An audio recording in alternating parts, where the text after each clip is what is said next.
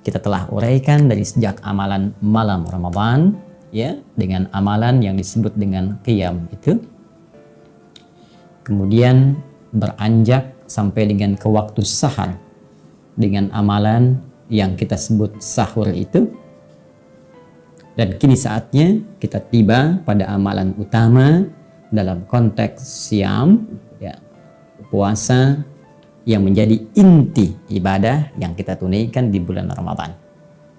Qiyam dengan amalan salat, juga hal-hal yang menyertainya dari mulai doa sampai istighfar telah kita tuntaskan. Sahur dari sejak waktunya makan sampai cara berdoa dan istighfar telah kita tunaikan. Ketika terhenti waktu sahur dengan tibanya fajar, seperti diisyaratkan dalam Al-Quran surah kedua di pertengahan ayat 187 itu, wa kulu washrabu hatta yatabayyana lakumul khaytul abyadu minal khaytil aswadi minal fajr. Silahkan nikmati makanan itu, silahkan minum senyamannya, ya, sampai nanti tiba isyarat benang putih yang mulai membelah benang-benang hitam. Yang dimaksudkan dengan benang putih itu adalah cahaya fajar.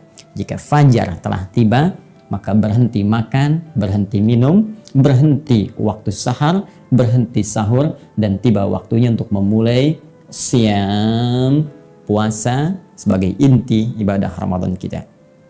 Nah, kita akan turunkan beberapa hal yang menjadi inti amalan saat kita menunaikan siam dari mulai awal fajar sampai dengan datang maghrib. Saat adzan maghrib berkumandang, selesai kemudian waktu kita menunaikan siam dalam konteks kita berpuasanya, dan masuk kemudian kepada amalan baru. Ada beberapa persoalan yang bisa kita turunkan dalam pembahasan siam ini, baik berupa amalan utama saat kita menunaikan puasa, kemudian yang kedua tantangan dalam kita menunaikan puasa, dan yang ketiga ada satu rahasia yang hadir saat kita berbuka.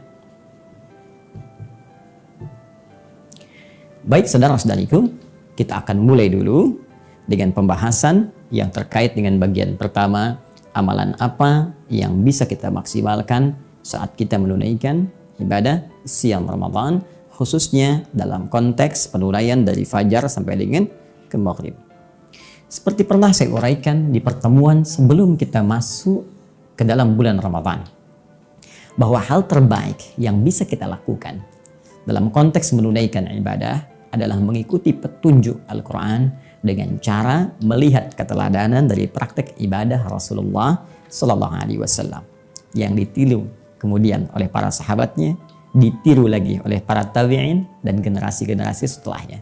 Ini adalah pengamalan dari perintah Al-Quran di surah ketiga Ali Imran itu ayat 31. Qul in kuntum tuhibbunallaha fattabi'uni.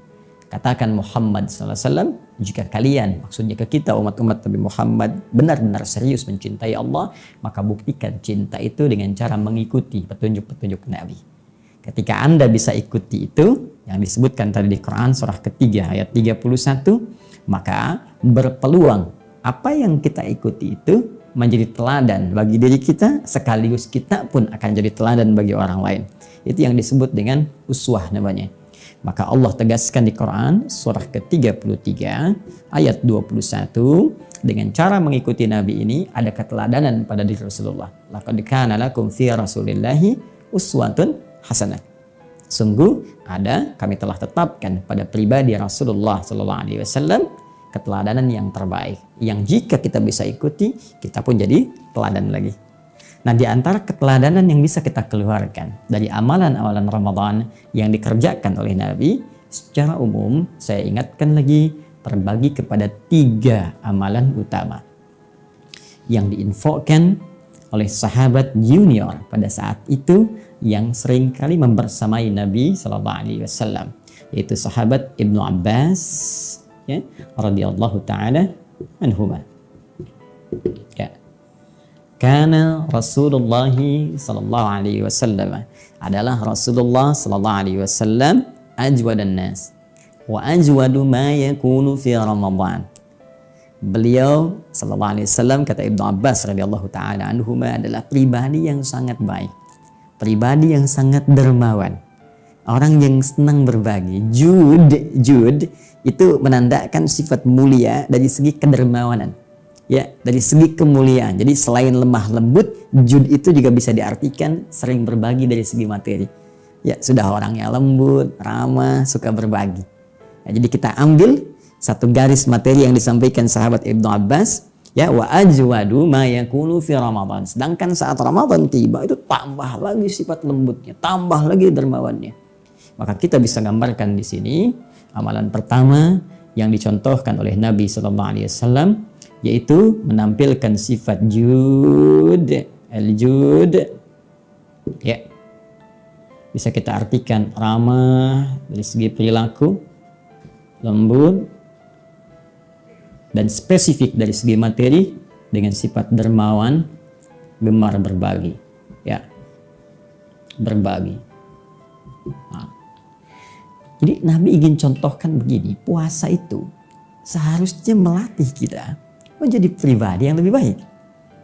Ya, karena itu orang-orang kalau sudah tiba puasa itu bisa dilihat siklus kriminalitas itu menurun. Ya, bahkan bisa dipastikan di negara-negara Muslim yang banyak orang Islamnya, atau bahkan negara Islam itu sejak dulu, ya, dari sejak Nabi SAW, sepeninggalnya dan seterusnya, tiba Ramadan sudah semua meningkatkan ketaatan kepada Allah Subhanahu Wa Taala. Ya, pencurian sangat minim, ya, dusta, apalagi kalau ada konteks korupsi lebih besar lagi, lebih dahsyat lagi, itu hilang, dan hilang. Maka amalan yang bisa kita kerjakan dilatih. Yuk kita mulai latih. Mohon maaf, jadi anak yang lembut, jadi istri yang lembut, suami yang lembut, ayah yang lembut, kawan yang lembut, ya, dalam pengertian sesuai dengan konteksnya masing-masing. Ya, karena kelembutan itu tentu ditempatkan di tempat yang baik. Ya, jadi kalau lawannya tegas, nanti ketegasan ditempatkan pada tempatnya. Nggak bisa semua praktek lembut pada setiap tempat, bukan begitu juga. Ya, lembut pada pencuri, ya, tidak, ya. Pada sisi waktu ketegasan mesti muncul. Tapi yang dimaksudkan jud di sini lebih menunjuk kepada perilaku yang lebih baik. Jadi puasa itu membuat diri kita lebih baik. Nah, bagaimana menjadikan pribadi baik ini nanti dirinci lagi. Nah, sekarang langsung Nabi kasih contoh. Dari akar kata ini, ya, menunjuk pada sifat kebaikan dalam berbagi jika punya materi. Seakan Nabi ingin katakan, berikan contoh langsung kepada kita, orang baik itu kalau dititipkan oleh Allah Subhanahu Wa Taala materi tertentu, baik harta kah, makanan kah, ya, maaf, mungkin pakaian kah, dan juga lain-lainnya, sepanjang itu bisa cukup untuk dia dan memiliki kelebihan dari aspek kecukupannya, melewati batas kebutuhannya, maka dia senang berbagi dengan orang lain. Maka Ramadan akan memilih orang-orang terbaik untuk bisa berbagi. Apalagi dalam situasi saat ini. Mungkin sebagian kehilangan pekerjaan, sebagian kesulitan makan. Ya, orang Islam tidak harus tunggu instruksi, tidak harus bikin komite. Maka puasa melatih kepekaan kita untuk melihat siapa tetangga kita yang mungkin bisa berbagi kita makanan dengannya. Walaupun mungkin hanya kurma, mungkin sebagian dari beras yang kita masak. Ya, belum tentu kita hidup esok hari. Apa yang kita bisa katakan lebih hari ini, itu akan lebih baik jika mungkin bisa dinikmati oleh banyak orang. Maka satu tanda seseorang bisa menjadi baik terlihat dengan amalan puasanya, salah satunya ketika dia mampu berbagi dengan orang-orang sekitarnya. Untuk itulah nanti Anda akan banyak temukan turunan dari hadis ini yang menganjurkan kita banyak berbagi, walaupun hanya sehirup air, walaupun hanya sebiji kurma. Mungkin teman-teman seringkali mendengar itu. Ya, ini bagian yang pertama. Jadi ada amalan yang sifatnya materi, yang Masya Allah mungkin di waktu-waktu saat ini bisa kita maksimalkan. Oke, yang kedua, untuk melatih jadi baik ini, khususnya dari segi perilaku, maka ditunjukkan nanti dalam hadis-hadis yang lain, bahwa Nabi meminta kita untuk meningkatkan kuantitas amal yang langsung berpengaruh kepada perilaku, khususnya sholat. Karena sholat itu diantara amalan yang spesifik. Dampaknya, akibatnya, manfaatnya akan langsung berdampak positif pada perubahan perilaku kita. itu ditemukan dalam Al-Quran surah ke-29 ayat ke-45. Ya. Allah sampaikan utlu ma uhya ilaika minal kitab wa aqimis shalah. Baca, pelajari setiap apa yang diwahyukan kepadamu Rasulullah SAW Muhammad, ya. Kemudian dari situ setelah pelajari, baca, pahami, tunaikan sholat. Sungguh, sholat yang ditunaikan dengan benar itu akan mendorong pelakunya menjadi baik, terbebas dari dua sumber keburukan, yaitu fahsya dan munkar. Baik, jadi saya sering banyak mengatakan kalau ada orang yang tidak baik, itu sumbernya cuma dua. Satu, fahsya, ya. Yang kedua adalah munkar. Fahsya, keburukan yang bersumber dari syahwat, pornografi, porno aksi, LGBT, zina, dan seterusnya. Munkar, keburukan yang bersumber dari nafsu perut dan akal yang ditolak oleh hati kita. Baik, bohong itu munkar, senang berselisih itu munkar, korupsi itu munkar, ya, dan seterusnya. Jadi sebetulnya semua tindakan keburukan itu cuma dua. Kalau bukan fahsya, itu munkar. Dan puasa mencoba mengarahkan kita untuk meningkatkan satu amalan yang sinyal-sinyal amalan itu cahayanya bisa menghanguskan peluang-peluang fahsya dan munkar. Ini bisa dihanguskan. Hilang. Apa amalannya? Salat. Latih dengan salat. Sehingga terhubung diri kita dengan Allah Subhanahu wa taala. Ya, cara terbaiknya pernah saya sampaikan, keluarkan semua jenis salat yang mungkin kita bisa lakukan sesuai dengan petunjuk Nabi sebagai tambahan dari salat-salat fardu yang diwajibkan kepada kita oleh Allah Subhanahu wa taala. Ya, dalam setiap siang ini ada salat apa saja? Syuruk ya di awal. Kalau tak mampu dikerjakan karena kita nggak ke masjid, ada duha nanti yang pertengahannya. Ya, syuruk kan awal duha, baik ya, dengan syarat tertentu. Nanti ada duha. Ya, ada 4 rakaat sebelum zuhur. Ini tidak mengikat kita dengan masjid. Artinya sekalipun dalam kondisi saat ini, ya, sebagian dari kita tidak bisa ke masjid misalnya, maka sholat sunnah tetap bisa dilakukan. Yang sifatnya tidak melekat dengan sifat masjid. Seperti rawatib misalnya.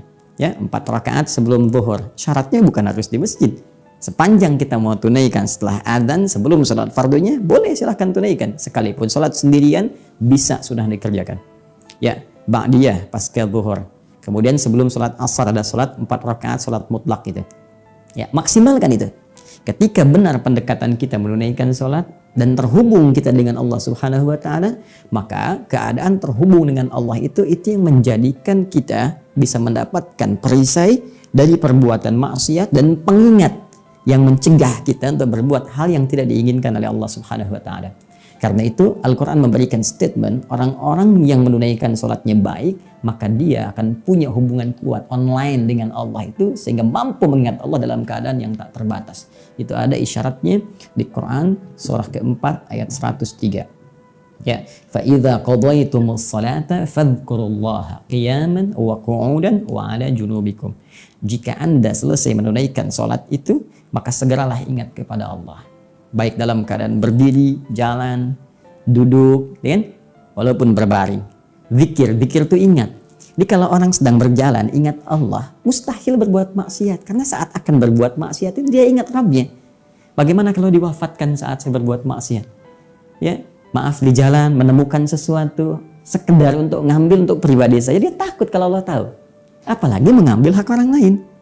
Ya, kalau begal saat mau begal ingat Allah, mustahil akan dia kerjakan. Apalagi saat ada orang ingin berbuat maksiat dalam duduknya di kantor, menggandakan sesuatu, ingin manipulasi, dia ingat bagaimana kalau saya diwafatkan oleh Allah. Allah melihat saya sekarang. Dalam berbaringnya mau maksiat, dia ingat bagaimana kalau seketika saya wafat. Makanya ulama sering mengatakan begini, jika Anda terfikir berbuat maksiat dan ingin terjaga selalu dalam keadaan yang baik, maka segera ingat kematian. Ketika terfikir berbuat maksiat, bayangkan seketika diwafatkan oleh Allah Subhanahu wa taala dan wafat dalam keadaan menjadi seorang pendosa. Anda bayangkan.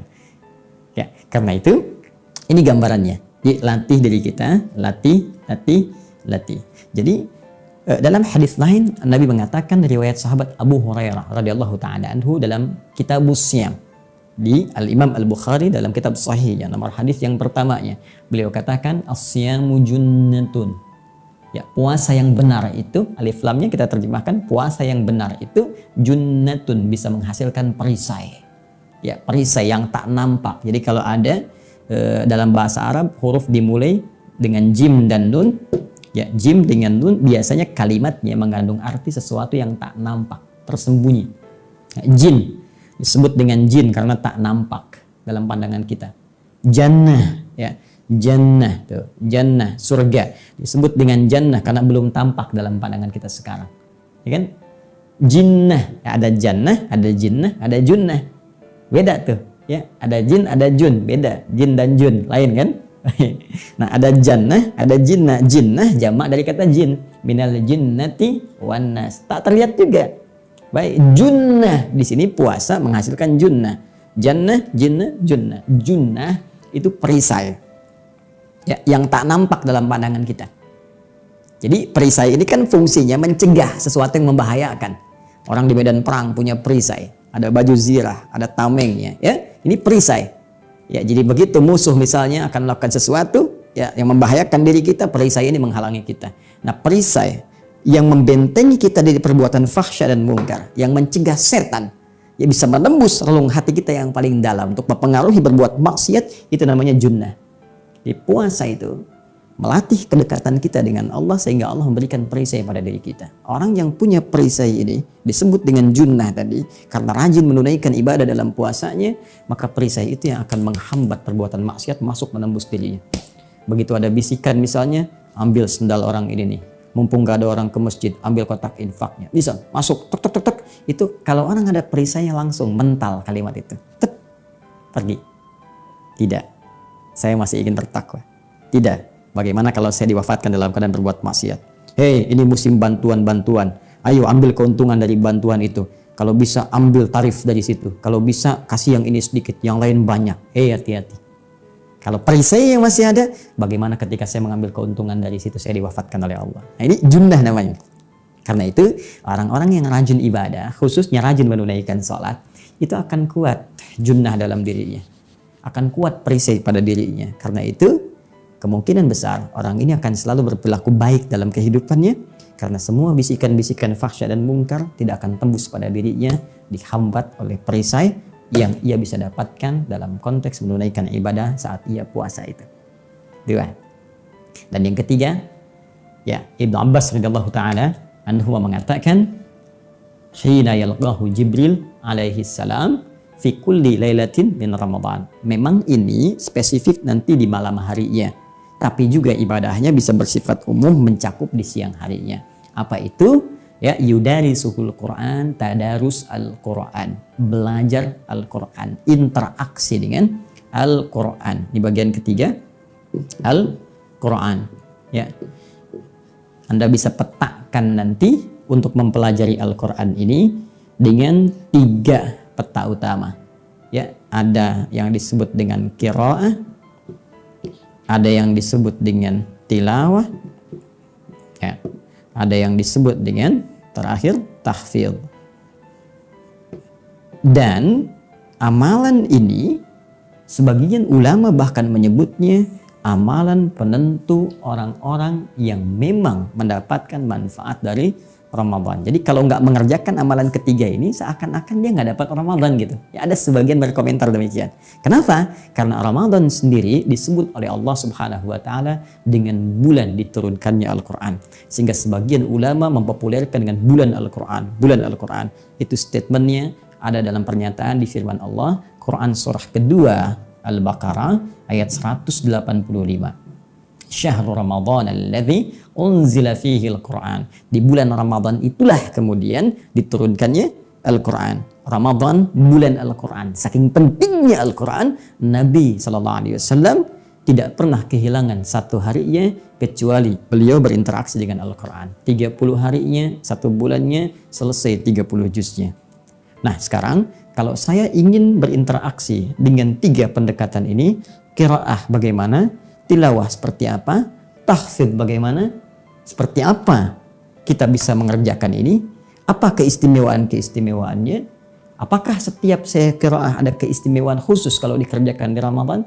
Demikian juga dengan tilawah. Apatah kemudian dengan tahfidz? Itu nanti yang akan kita coba bahas dalam edisi Aku Suka yang ke-9. Ya, karena itu pastikan dulu ini sudah hari ke-8. Yo, amalan pertama nih, sudah baik belum? Ada perubahan nggak sampai hari ke-8 nih pada kepribadian kita? Jangan-jangan masih belum berpengaruh, masih belum ada rasa. Karena pasti terasa perubahan pada diri itu. Nah, kalau belum terasa ada perubahan, berarti belum sukses Ramadannya. Di hari ke-8 ini, kita buktikan. Esok kalau masih hidup, buktikan. Sudah 8 hari nggak ada perubahan, Allah kasih yang ke-9. Ada perubahan nggak? 9 hari, mungkin Allah kasih yang ke-10. Tapi kalau sudah berhari-hari diberikan, belum mau berubah juga, Anda butuh berapa hari lagi? Dan belum tentu kita hidup esok hari. Karena itu setiap diberikan peluang, ayo maksimalkan. Ya, jadi pribadi yang bisa berbagi, sehingga saat dihisab ringan di hadapan Allah Subhanahu wa Ta'ala. Jika memang dengan itu Allah berikan kelebihan pada kita. Minimal berbagi dengan keluarga kita dulu, dekat ataupun jauh. Ada kelebihan lagi dengan tetangga kita, yang terdekat, lebih lagi bisa dengan yang paling jauh. Dan lebih daripada itu, jaga sholat kita. Karena ini akan menentukan semua amalan kita dan menjadi amalan yang pertama kali dihisab di hadapan Allah Subhanahu wa Ta'ala. Demikian untuk Al-Quran, kita akan bahas dalam pertemuan Aku Suka edisi yang ke-9, dan kita akan pelajari bagaimana tantangan-tantangan dalam menjalankan semua amalan-amalan yang dimaksudkan. Demikian yang bisa kita bahas. Semoga Allah meridhai kita semua. Subhanakallahumma wa bihamdika, asyhadu an la ilaha illa anta, astaghfiruka wa atubu ilaik, wa akhiru da'wana alhamdulillahi rabbil alamin. Assalamualaikum warahmatullahi wabarakatuh.